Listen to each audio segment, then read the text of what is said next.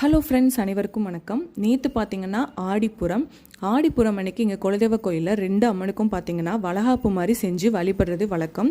So அது போல் பார்த்தீங்கன்னா நேற்று நல்ல மழை பெஞ்சிச்சுங்க. அதனால் 7 மணியில் தான் பார்த்தீங்கன்னா எல்லாருமே கோயிலில் வந்தோம். எங்கள் கோயிலுக்கு போனவுடனே பார்த்தீங்கன்னா ஒரு 15 தட்டு தாம்பளத்தட்டு எண்ணிக்கையில் நாங்கள் கொண்டு வந்த எல்லாத்தையுமே வந்துட்டு எடுத்து வைக்க ஆரம்பிச்சிட்டோங்க.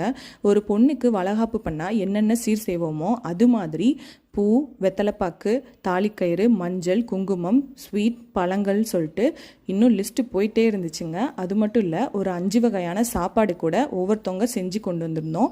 அது எல்லாத்தையுமே பார்த்திங்கன்னா சாமிக்கு வந்துட்டு படையலாக போட்டோங்க.